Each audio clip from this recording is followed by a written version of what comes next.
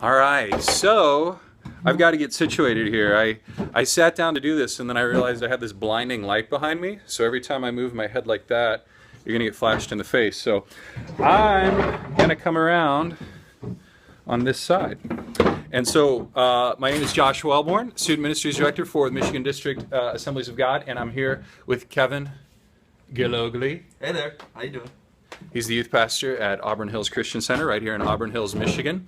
And so this is something I've wanted to do for a while. I kept putting it off, and I thought, man, there's only one way to get started at doing this, and that's just to do it. Look how shiny I am. It's because it's pretty hot out today. So I wanted to add something of value. I made a unilateral decision today that Periscope was going to be my my resource outlet for sharing resources. I love the interactive utility of it. So if you are viewing today, if you're joining us, shoot me a thumbs up. If you're a leader, shoot me a thumbs up. If you're a youth pastor, shoot me a thumbs up. If you are looking for opportunities to promote your event. So if that's you, yeah, I love the hearts. Send in some hearts, send in some thumbs up. And there's Tom Roosh. How you doing, Tom? And so I love seeing youth pastors and children's pastors on here. I know there's going to be more than that will join. And the goal would be for us to create a forum where I can just throw out some thoughts, some comments, and then you can add your comments. There's the thumbs ups coming in right now. Is that AJ? How's it going, AJ? And then Jay Clare, 2005, is with us.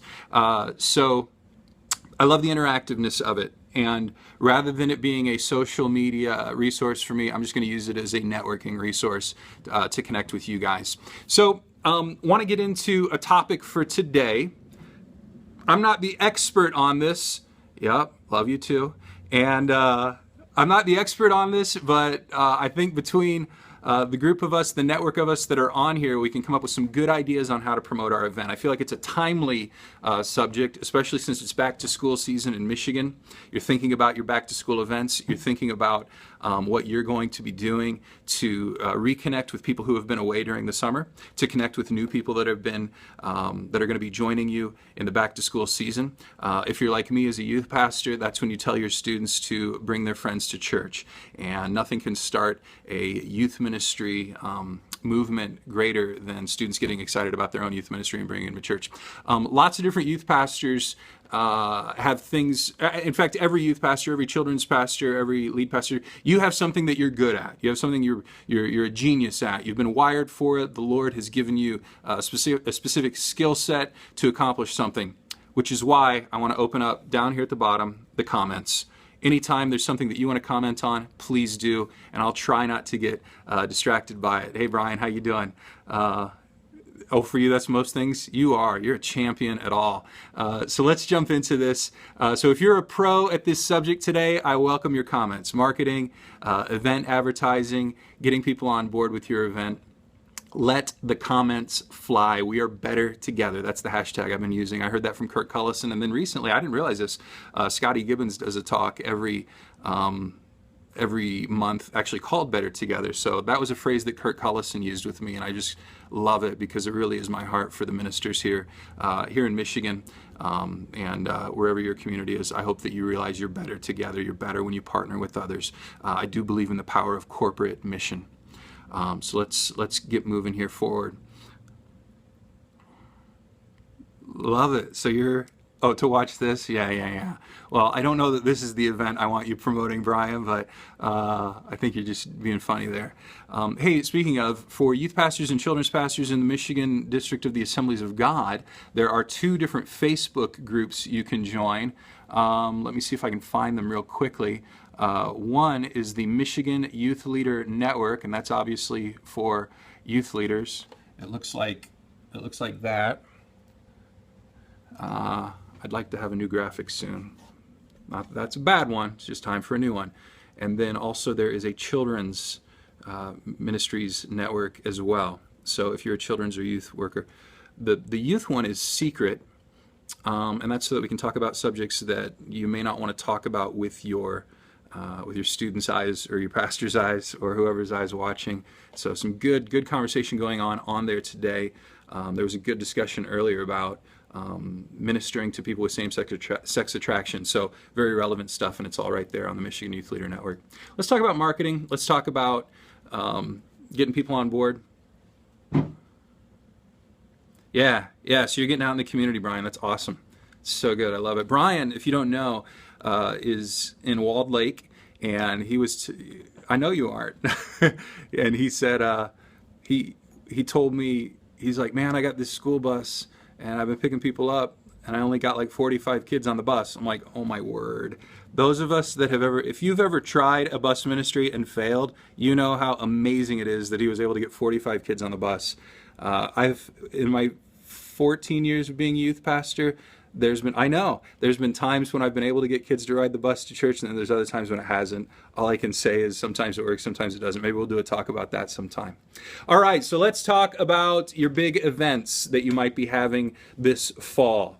A lot of back to school stuff going on, team competitions, giveaways, bringing in guest speakers, bringing in musicians, incentives for bringing friends. I know in Michigan, we've got the Michigan Youth Convention coming up, another big event. That could kind of fall under the category of retreat and event.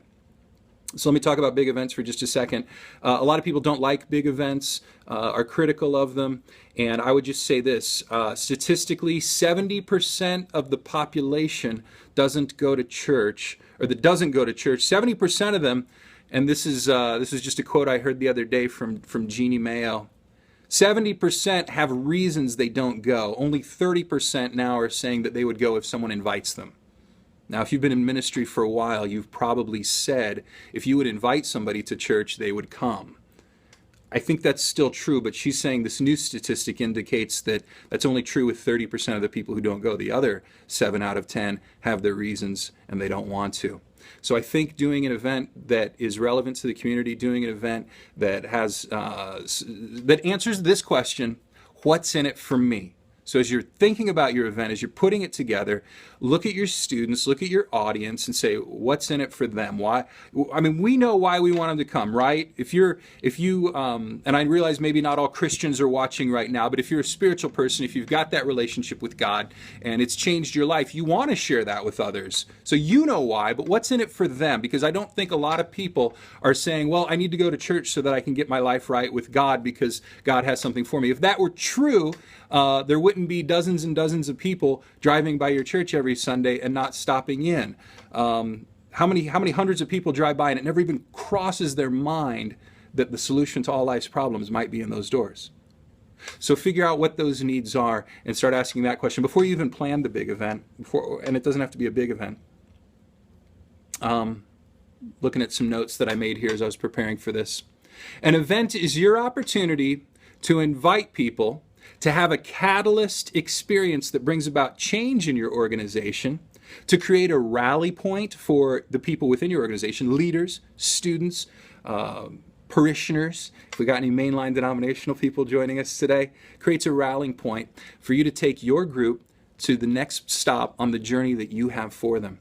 There aren't, and I'll just say this, as it comes to I've been in discussion groups, as I'm sure many of you have, on the best way to do outreaches, the best way to hold big events, the best way to get people to come to your church. Frankly, there's not a ton of proven ideas. What might work at Mount Hope Church in Lansing, which is my home church, may not work at the Freedom Center in Fenton, which is the church that I was on staff at before I went to Mount Hope Church. And in fact, those two church cultures are very different. Those two communities are very different. And some of the things that we did at the Freedom Center in Fenton do not work in Lansing. And so you've got to figure out, so there's not necessarily proven ideas, but look at the needs, ask yourself, ask the Holy Spirit, what are the felt needs in your community?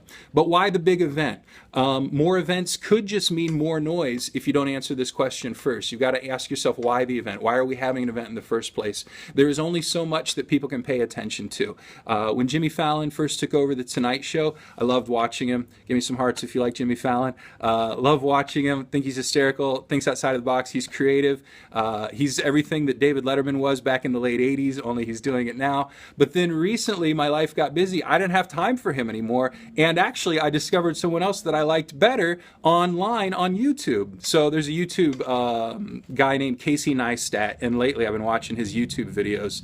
And so Tom Roosh Braley down in Adrian are the ones who turned me on to Casey Neistat. So I've been watching him instead of this, multi-million-dollar production out of NBC Studios at Rockefeller Center in New York City. Instead of watching that, I've been watching some guy who makes videos for free on YouTube. So more events might just be more noise. But here's the thing. If you do an event, you do it well, it'll be a mountaintop experience for your group.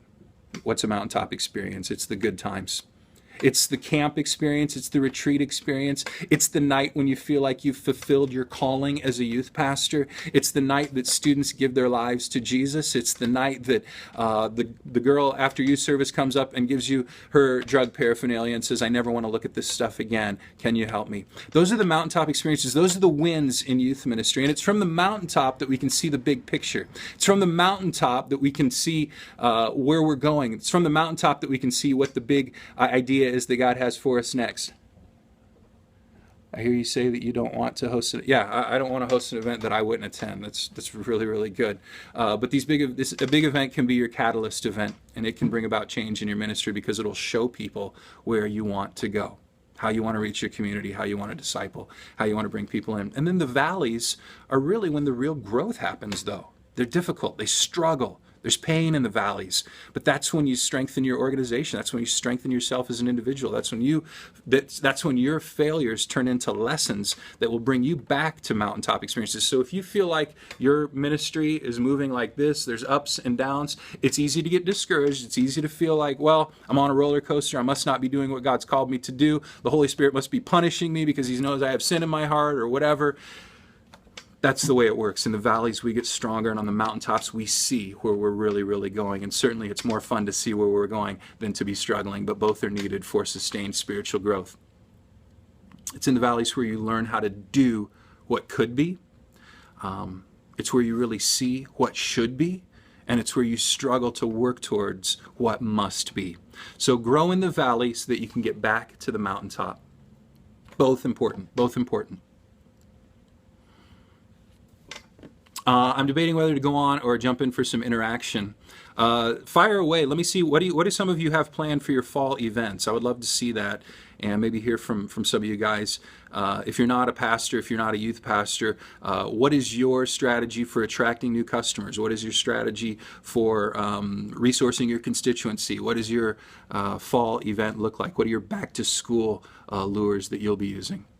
So you can think about those. I'll move forward with some of these thoughts that I have. Car smash. Love it. It's so good. And an awesome speaker. Yeah, thank you. I'm going to be with Brian Chapman on the night. What are your thoughts on using social media for youth? Is Facebook becoming irrelevant? No, Facebook's not becoming irrelevant. Obviously, students are not using it as much as they used to. Now they're all using Snapchat. I think it's a great way. I think you need to be on social media if you're in youth ministry today. It's frustrating because you're going to see what they're really like. But frankly, you need to see what they're really like. Get in their world.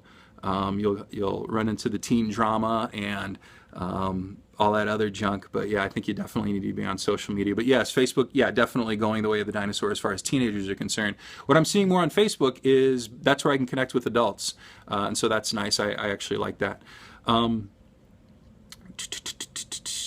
Here's a thought for you. They will show up for your event if you show up for theirs. It's not too late. Back to school season is upon us. I know in a lot of parts of the country it's already started. In Michigan, school starts next week after Labor Day. If there's there was a football game Friday night, this past Friday night in a lot of communities, there will be another one this Friday night. You should be at your school's football game. You should be there connecting, being visible, being seen, just being kind. You might say, well, Pastor Josh, I'm not the kind of guy that can just be comfortable in a crowd like that. Just go be seen then. Just go be visible. Take the family, take the wife, take the girlfriend, take another youth leader. Oh, Color Wars, I love that. I was just talking to Kevin about that here at Auburn Hills. A point system for Speed Life fundraisers, love it. Or have the leaders there. Yeah, totally. Tom is a youth pastor to youth pastors because many of his youth leaders could in fact be youth pastors, and I know that's true for a lot of you guys out there. If you can train leaders to be there in your absence, way to go. And then of course that all that does is expands your influence. And I know Tom well enough to know that he's not saying that so that he can stay home and watch HGTV marathons on Friday night. It's so that he can expand his influence and have more people in more places connecting and ministering and discipling more. Ask yourself this as you're promoting and getting ready, this will help you. I know I said we talk about promoting your event. We're moving into that right now.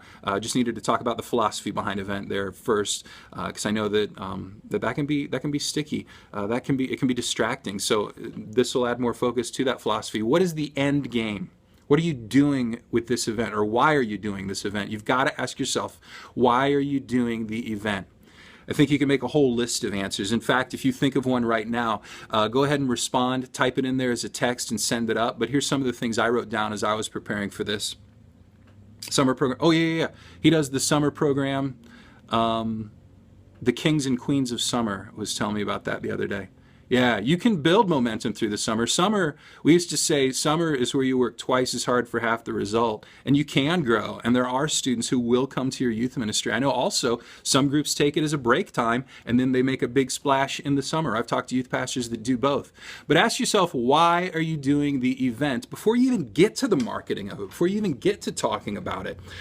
Souls, reaching people, reaching hurting people. That should be one of your reasons for doing a big event. Maybe you're trying to bring about change and you need a rally point to bring about change. Maybe you're trying to survey the potential of your group. That's one that I thought of today that I thought was a good reason to do a big event. You know, when we say outreach, we don't have to be super spiritual about that and say, well, we're just doing it new to this, but you're not new. Yes, you've been growing. I was at Pastor Chili's. I was at the back of his youth service on Sunday morning, and there were it looked like a couple hundred students in there on Sunday morning. You're not new at this. I want you to comment and add to this conversation if you would, please. That goes for all of you, but especially Chili Chilton would love to hear from you on this. You know, when we talk about outreach, I feel like that's just having a presence in the community. You know, yes, there needs to be an opportunity where we introduce people to our firm belief that Jesus can change your life and tell them how to do it. But what about just being a presence in the community and finding out what the community needs, finding out what school needs some free labor to clean up trash or pull weeds, or to redecorate the teachers' lounge? Be a presence in the community. That might be your big event for the summer. Our Schools Matter is one of the initiatives coming out of the national office in Springfield. I love it. I watched a teaching on it the other day, and the main thing I heard from that teaching was figure out what the needs of your school are and do those. Quote from someone. Let's see if this is a good quote. What you win them with is what you will win them to. Can you talk about methods? Yeah. Methods for outreach, like ideas. Chew on that one. If somebody has a response to that, I'd love to see it. But yeah, we're on answering the question, why are you doing the event? Sometimes your big event might be a sending event. I love this idea of mobilizing an army of students or people in your church or organization to go out and serve, to go out and partner with stuff that already exists in your community, to be strategic about being involved in what's already happening in the community. There in Lansing, our park systems does a thing called Delta Rocks. It's Delta Township. They do a big event on a Saturday in the fall, and we decided we wanted to take part in that. Rather than always having our own event and inviting people to it, we decided to take part in that. We sent one kid out with a sandwich board that just said free prayer, and it was kind of a cheesy idea, but it worked. It worked. There was all kinds of connections and ministry that took place because of that. Sometimes we just want to do a gathering event. Sometimes the goal is just to get people in the door. If that's your goal, you better make sure that once they get in there, you've got a quality experience waiting for them. For your big event, for your marketing, you need to plan ahead. What are you doing? Answer that question. Why are you doing it? Answer that question. Find out who's involved. Who do you need to talk to right now, and who do you need to talk later? As it relates to marketing, you can never start too soon. You can never start too soon. I'm going to scroll down ahead. This is the way we've always done things in the youth ministries that I've served in. At 8 weeks out, we are promoting. And at 8 weeks out, we might simply be talking about it. If we have video content, if we have digital content, it'll be up on the screens. Some people like to put out their permission slips, sign-up sheets, things like that 8 weeks out. For me, that's a little far out. You're going to understand your church culture. You're going to understand your group's dynamic. It takes 6 to 8 weeks before a lot of people even hear what you're saying. Yeah, that's good, Chili. I like that.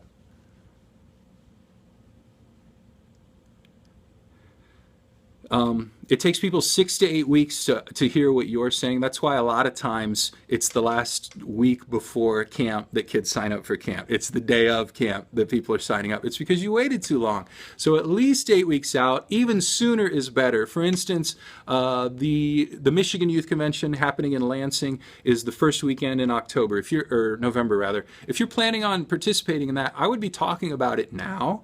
There's digital content that's on the Facebook page you could start using this week in your youth ministry to promote that. So 6 to 8 weeks, you're talking about it. You're saying things like save the date. You're creating buy-in. You're explaining what the benefits are. So what are the benefits of your outreach? What are the benefits of your big event? And it doesn't have to be super spiritual. Is there free food? Is there a giveaway? Will their friends be there? Is there a guest speaker? If there's a guest speaker, what's the name equity? If there's not name equity, that may not be a benefit to your students. If there is name equity, I know we always brought Chili Chilton or Reggie Dabbs once a year at Spin, and so those names would generate a little bit of a buzz. But we found that oftentimes we needed more benefits than just a speaker. So if you're bringing in a speaker, that's great, or a musician. If it's an artist nobody's ever heard of, there's no name equity in that. So maybe there's a benefit in saying it's a free concert, it's a free rap concert, it's a free metal concert, whatever your genre is. I love that. Totally. Get your students up there talking about, that's such a good one. Who was that? Kevin? Oh, that was Kevin. Hey, he's over there. You're watching from over there. Love it. Thanks, buddy. Get your students up there talking about it and sharing their testimonies, because obviously students are the best at attracting other students. How often have you changed the yearly events that your typical, ooh, that's a great question. Man, at some point you build momentum with an annual event, but then at another point you have to answer the question, has this event died a natural death? And that is a tough one, because people are emotionally connected to it. People are, sometimes logistically, if you've invested in some kind of resource that you've got there on site, so they're financially invested in it. If someone's life has been changed at it, yeah, that's a great question.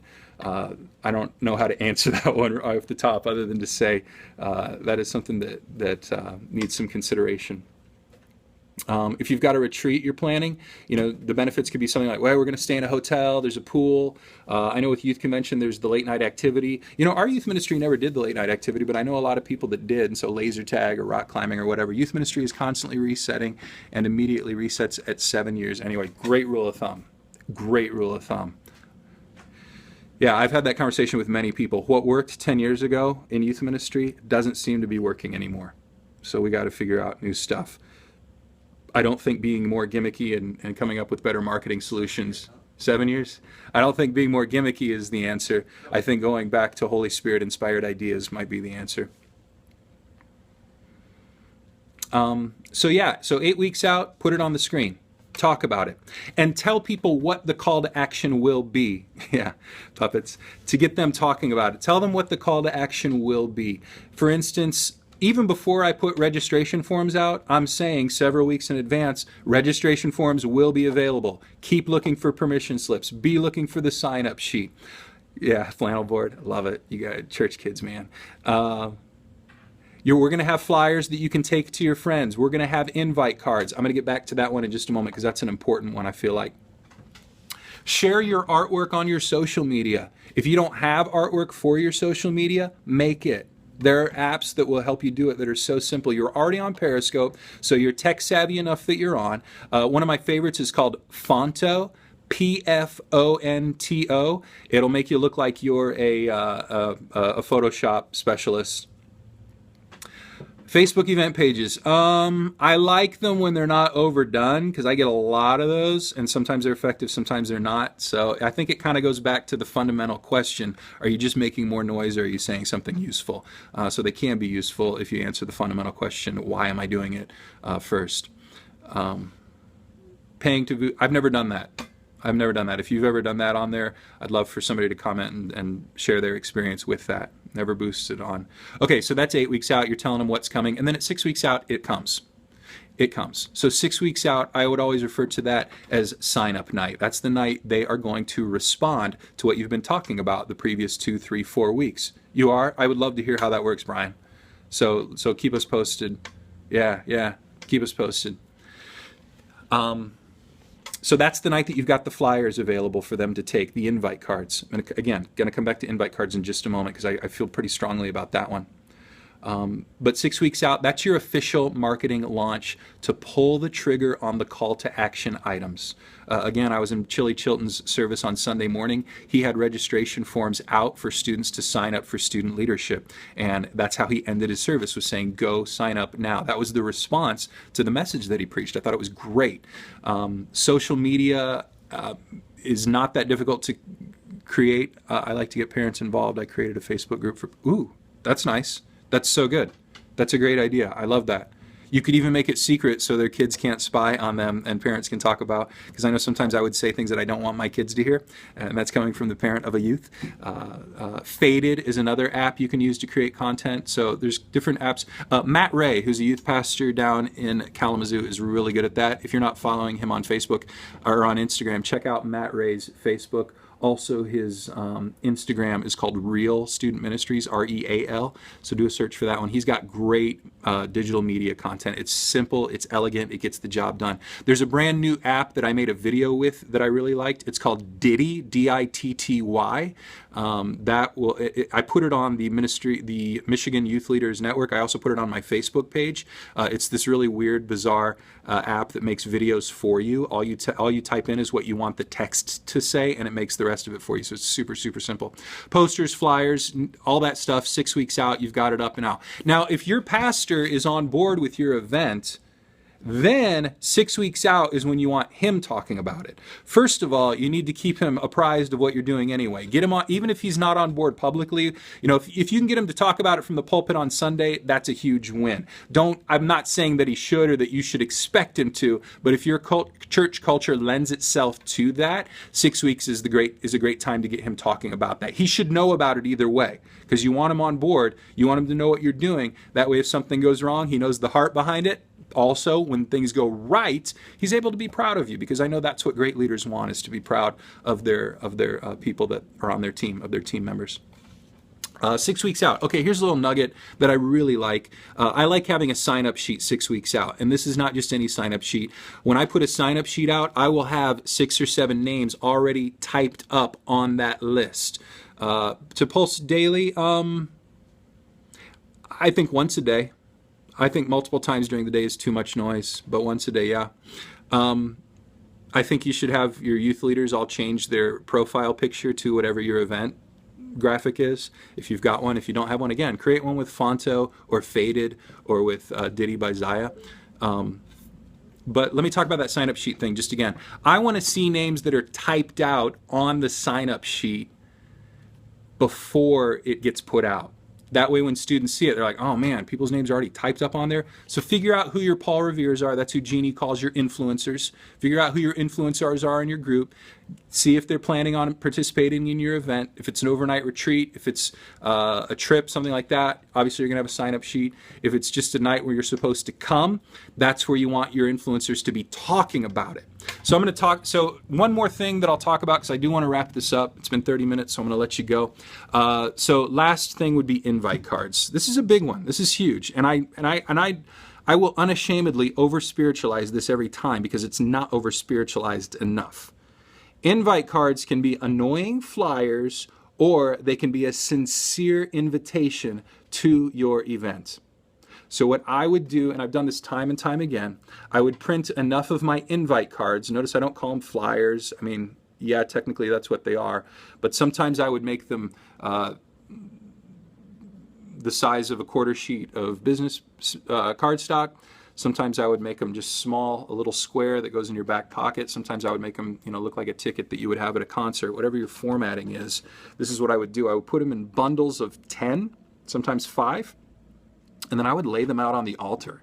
So after I share my heart with my students about reaching their friends, about bringing them into the community of faith, into a relationship with Jesus Christ, then I give them their chance and I say, all right, come and take these cards. I put them in bundles of 5 because I want you to prayerfully consider giving it to 5 of your friends and inviting them. There's data available about peak post times. Oh yeah, good stuff, Tom, thanks. And so that in an intimate, serious, and notice how the tone of my voice has changed to communicate intimacy and seriousness. Yeah, have them there on the altar, and then tell students that's your response tonight.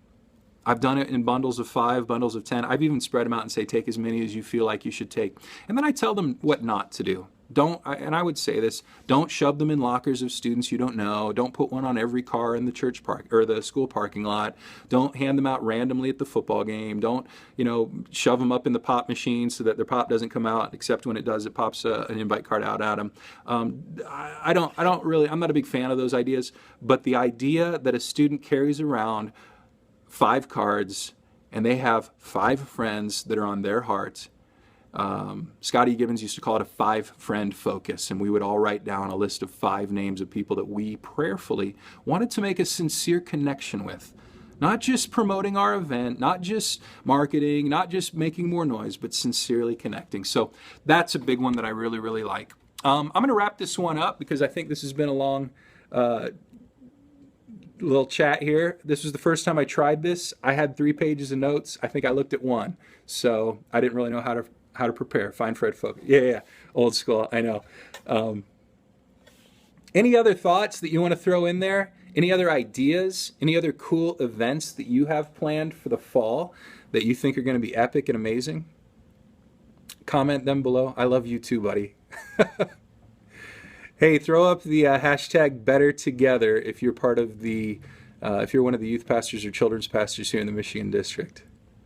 District, man. Such a weird name. Every time I say district to somebody outside of our church culture, they think I'm talking about Hunger Games or something. I will say that I said I was done, but we got it. I can't close without saying this. You have to have a follow-up discipleship plan for your event. You have to. Whether it's people at your event filling out a card or filling out a registration, filling out something to be put into a drawing for a prize, get their information and follow up on them. Don't assume they will come back simply because they had a good time. You've got to follow up with them. Give them a follow-up call, give them a snap, give them a follow on Instagram, whatever your social media of choice is, but have a follow-up plan in place. If you don't follow up, they won't follow through on their commitment. So I'll end with that. If you don't follow up, they won't follow through. All right, thanks for tuning in. I'd like to do these once a week, so join me back here next Monday, and would love for you to do everything for a second visit. Yeah. I love Andy Stanley. He's the best. Better Together follow-up is for real. So next Monday, you can email me topic ideas. If you're on the Facebook group, let's float some ideas on there. Would love to hear what you want to talk about, what you want to hear about, what you want to have a forum like this about. And like I said, I'd love for it to be more interactive, so maybe next time some more people can text in. Hey, I love your face. I'll catch you later. Wellborn, out.